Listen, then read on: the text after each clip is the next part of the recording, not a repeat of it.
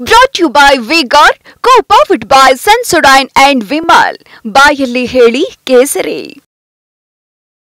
ಬಾಗಲಕೋಟೆ ಸಮಾವೇಶದಲ್ಲಿ ಸಿಎಂ ಮಾತನಾಡ್ತಿದ್ದಾರೆ, ಬನ್ನಿ ನೋಡೋಣ. 1498 ಕೋಟಿ ಕಡಿಮೆ ಅಲ್ವಾ? ಅದು ನಾಲ್ಕನೇ ಒಂದು ಭಾಗನೂ ಕೂಡ ಇಲ್ಲ. ಅದಕ್ಕೋಸ್ಕರ ಬಹಳ ಕಡಿಮೆ ಕೊಟ್ಟಿದ್ದಾರೆ ಪರಿಹಾರವನ್ನ ಅಂತ ಹೇಳಿ ನಾಳೆ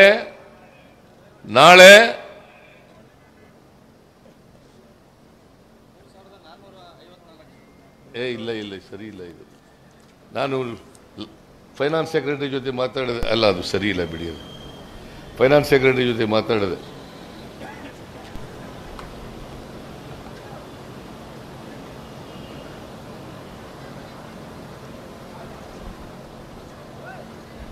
ನಾವು 1/4 ಕೂಡ ಇಲ್ಲ.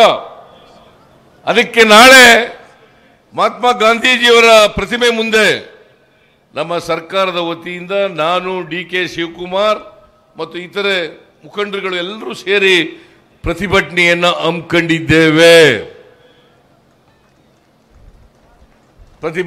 ಹಮ್ಮಿಕೊಂಡಿದ್ದೇವೆ. ಇವರು ಇಷ್ಟೆಲ್ಲ ಅನ್ಯಾಯ ಆದರೂ ಕೂಡ ಒಂದು ದಿನ ಬಾಯಿ ಬಿಡ್ಲಿಲ್ವಲ್ಲ. ಇವರು ಮತ್ತೆ ಪಾರ್ಲಿಮೆಂಟ್ ಮೆಂಬರ್ ಆಗಿ ಹೋಗ್ಬೇಕಾ? ಹೇಳಿ, ನೀವೇ ಹೇಳಿ. ಪಾರ್ಲಿಮೆಂಟ್ ಮೆಂಬರ್ ಆಗಿ ಹೋಗ್ಬೇಕೇನ್ರಿ ಇವರು? ಮತ್ತೆ ಹೋಗಬಾರ್ದು ಅನ್ನೋದಾದ್ರೆ ಸಂಯುಕ್ತ ಪಾಟೀಲ್ ಅವರನ್ನ ಗೆಲ್ಲಿಸಿ ಈ ಸಾರಿ ಲೋಕಸಭೆಗೆ ಕಳಿಸಿಕೊಡ್ತಕ್ಕಂಥ ಕೆಲಸವನ್ನ ಮಾಡಬೇಕು. ಮಾಡ್ತೀರಾ? ದಯಮಾಡಿ ಆ ಕೆಲಸ ಮಾಡಿ. ಯಾಕಂತಂದ್ರೆ 20 ವರ್ಷ ಗದ್ದಿಗೌಡರು ಒಂದು ದಿನ ಪಾರ್ಲಿಮೆಂಟ್ನಲ್ಲಿ ಬಾಯಿ ಬಿಡ್ಲಿಲ್ಲ.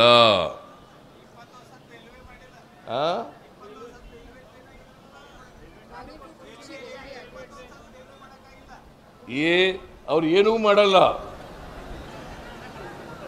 ನೀವು ಗದ್ದಿಗೌಡರನ್ನ ಮತ್ತೆ ಗೆಲ್ಲಿಸಿದ್ರೆ ನಿಮ್ಮ ಬಾಗಲಕೋಟೆ ಅಭಿವೃದ್ಧಿ ಆಗಲ್ಲ.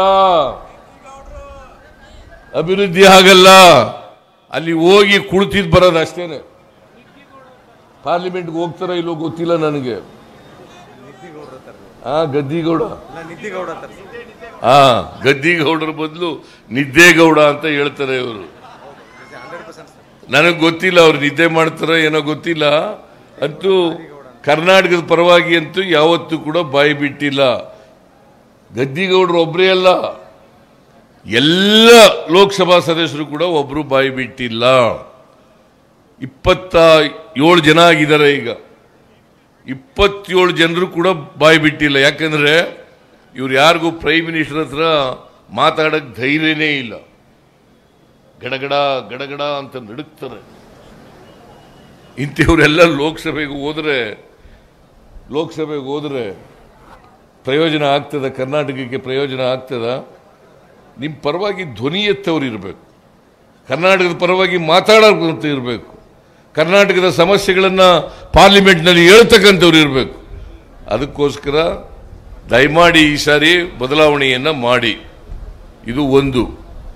ಎರಡನೇದು, ನರೇಂದ್ರ ಮೋದಿಯವರು ಪ್ರಧಾನಮಂತ್ರಿಯಾಗಿ 10 ವರ್ಷಗಳಾಯಿತು. ಈ 10 ವರ್ಷಗಳಲ್ಲಿ ಏನಾದರೂ ಅವರು 2014ರಲ್ಲಿ ಏನು ಹೇಳಿದ್ರು, 2014ರಲ್ಲಿ ಹೇಳಿರ್ತಕ್ಕಂಥ ಯಾವುದಾದ್ರೂ ಭರವಸೆಯನ್ನ ಈಡೇರಿಸಿದಾರಾ? ಈಗಾಗಲೇ ಹೇಳಿದ್ರು, ವಿದೇಶದಲ್ಲಿ ಕಪ್ಪು ಹಣ ಇದೆ. ಅನೇಕ ಜನ ಕಾಂಗ್ರೆಸ್ ನಾಯಕರುಗಳು, ಶ್ರೀಮಂತರುಗಳು ಅಲ್ಲಿ ಕಪ್ಪು ಹಣ ಇಟ್ಟಿದ್ದಾರೆ. ಸ್ವಿಟ್ಜರ್ಲೆಂಡ್ನಲ್ಲಿ ಹಣ ತಗೊಬಂದು ಪ್ರತಿಯೊಬ್ಬರ ಅಕೌಂಟಿಗೆ 15 ಲಕ್ಷ ಕೊಟ್ಬಿಡ್ತೀವಿ ಅಂತ ಹಾಕ್ತೀವಿ ಅಂತ ಹೇಳಿದ್ರು. ಅದು ಎಷ್ಟು ದಿನದಲ್ಲಿ? 100 ದಿನದಲ್ಲಿ ಹಾಕ್ತೀನಿ ಅಂತ ಹೇಳಿದ್ರು. ಮಾಡಿದ್ರ? ನಿಮ್ಗೋಲಿ 15 ರೂಪಾಯಿ ಬಂತ? 10 ವರ್ಷದಲ್ಲಿ 15 ರೂಪಾಯಿ ಬಂತ? ಬರಲಿಲ್ಲ. ಆಮೇಲೆ ರೈತರ ಆದಾಯ ದುಪ್ಪಟ್ಟು ಮಾಡ್ತೀನಿ ಅಂತಂದ್ರು. ನಿಮಗೆ 1 ಲಕ್ಷ ರೂಪಾಯಿ ಆದಾಯ ಬರ್ತಾ ಇದ್ರೆ 2 ಲಕ್ಷ ಬರ ಮಾಡ್ತೀನಿ ಅಂತ ಹೇಳಿದ್ರು. ಮಾಡಿದ್ರ? ಮಾಡಲಿಲ್ಲ. ಅಗತ್ಯ ವಸ್ತುಗಳ ಬೆಲೆಗಳೆಲ್ಲ ಇಳಿಸ್ಬಿಡ್ತೀನಿ ಅಂತಂದ್ರು. ಇಳಿಸಿದ್ರ? ಪೆಟ್ರೋಲ್ ಬೆಲೆ ಕಡಿಮೆ ಆಯ್ತಾ? ಡೀಸೆಲ್ ಬೆಲೆ ಕಡಿಮೆ ಆಯ್ತಾ? ಗೊಬ್ಬರದ ಬೆಲೆ ಕಡಿಮೆ ಆಯ್ತಾ? ಅಡುಗೆ ಎಣ್ಣೆ ಬೆಲೆ ಕಡಿಮೆ ಆಯ್ತಾ? ಗ್ಯಾಸ್ ಬೆಲೆ ಕಡಿಮೆ ಆಯ್ತಾ? ಕಡಿಮೆ ಆಗಲಿಲ್ಲ. ನಿಮಗೆ 2014ರಲ್ಲಿ 1 ಲೀಟರ್ ಡೀಸೆಲ್ ಬೆಲೆ 48 ರೂಪಾಯಿ. ಇವತ್ತೆಷ್ಟು ರೂಪಾಯಿ ಇದೆ? 92-95 ರೂಪಾಯಿ ಇದೆ. 1 ಲೀಟರ್ ಪೆಟ್ರೋಲ್ ಬೆಲೆ 70 ರೂಪಾಯಿ ಇತ್ತು, ಇವತ್ತು 102 ರೂಪಾಯಿ ಇದೆ. ಹಾಗೇನೆ ಸಿಲಿಂಡರ್ ಬೆಲೆ, ಗ್ಯಾಸ್ ಸಿಲಿಂಡರ್ ಬೆಲೆ 414 ರೂಪಾಯಿ ಇತ್ತು, ಇವತ್ತು 950 ರೂಪಾಯಿ ಇದೆ. ಇದಕ್ಕೆ ಯಾರು ಕಾರಣ? ನರೇಂದ್ರ ಮೋದಿ ಅವರೇ. ಯಾರು ಕಾರಣ? ರೈತರಿಗೆ ಏನೂ ಕೂಡ ಮಾಡಲಿಲ್ಲ ಇವತ್ತಿನವರಿಗೆ. ಅದಕ್ಕೋಸ್ಕರ ರೈತ ಸಂಘದವರು ಕೆಲವು ತಿಂಗಳುಗಳಿಂದ ಚಳವಳಿಯನ್ನು ಮಾಡ್ತಾ ಇದ್ದಾರೆ. ನಮಗೆ ಸಾಲ ಮನ್ನಾ ಮಾಡಿ MSP ಮಿನಿಮಮ್ ಸಪೋರ್ಟ್ ಪ್ರೈಸ್ಗೆ ಕಾನೂನು ಮಾಡಿಕೊಡಿ ಅಂತೇಳಿ ಚಳವಳಿಯನ್ನು ಮಾಡ್ತಾ ಇದ್ದಾರೆ. ಇವತ್ತಿನವರಿಗೆ ಮಾಡಲಿಲ್ಲ. ಸುಮಾರು 700ಕ್ಕೂ ಹೆಚ್ಚು ಜನ ರೈತರು ಸತ್ತರು. 700 ಜನಕ್ಕೂ ಹೆಚ್ಚು ರೈತರು ಸತ್ತರು. ಇವತ್ತಿನವರಿಗೆ ಅವರಿಗೆ ಕ್ಯಾರೆ ಏನಿಲ್ಲ ನರೇಂದ್ರ ಮೋದಿಯವರು. ಇದನ್ನ ನೀವು ಅರ್ಥ ಮಾಡ್ಕೋಬೇಕಾಗ್ತದೆ. ರೈತರು ಚಳವಳಿ ಮಾಡಿದ್ರೆ, ರೈತ ಸಂಘಟನೆಗಳು ಚಳವಳಿ ಮಾಡಿದ್ರೆ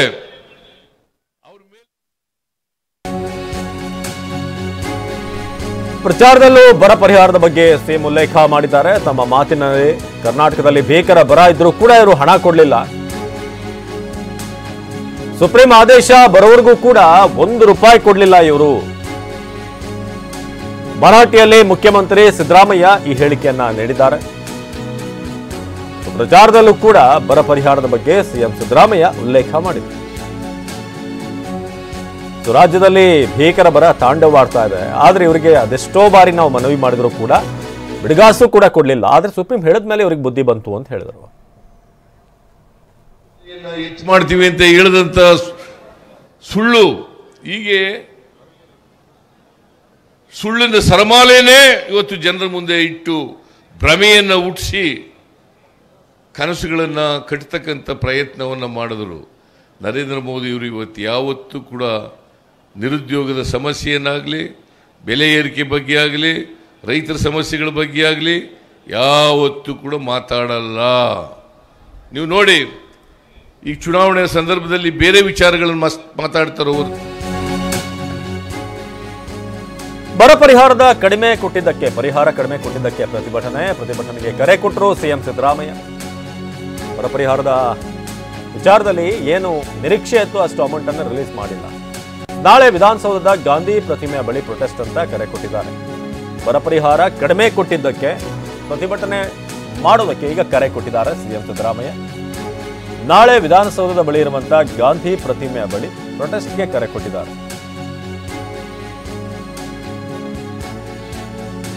ಕೇಂದ್ರ ಸರ್ಕಾರದ ವಿರುದ್ಧ ಸಿದ್ದರಾಮಯ್ಯ ಸಮರ ಸಾರಿದ್ದಾರೆ.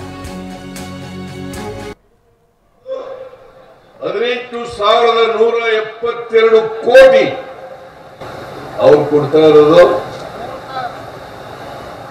3,498 ಕೋಟಿ. ಕಡಿಮೆ ಅಲ್ವಾ ಅದು? 4ನೇ ಒಂದು ಭಾಗನೂ ಕೂಡ ಇಲ್ಲ. ಅದಕ್ಕೋಸ್ಕರ ಬಹಳ ಕಡಿಮೆ ಕೊಟ್ಟಿದ್ದಾರೆ ಪರಿಹಾರವನ್ನ ಅಂತ ಹೇಳಿ ನಾಳೆ ಮಹಾತ್ಮ ಗಾಂಧೀಜಿಯವರ ಪ್ರತಿಮೆ ಮುಂದೆ ನಮ್ಮ ಸರ್ಕಾರದ ವತಿಯಿಂದ ನಾನು, DK ಶಿವಕುಮಾರ್ ಮತ್ತು ಇತರೆ ಮುಖಂಡಗಳು ಎಲ್ಲರೂ ಸೇರಿ ಪ್ರತಿಭಟನೆಯನ್ನ ಹಮ್ಮಿಕೊಂಡಿದ್ದೇವೆ. ನಾವು ಕೇಳಿರೋದು 18,172 ಕೋಟಿ. Brought to you by V-Guard, co-powered by Sensodyne and Vimal. ಬಾಯಲ್ಲಿ ಹೇಳಿ ಕೇಸರಿ.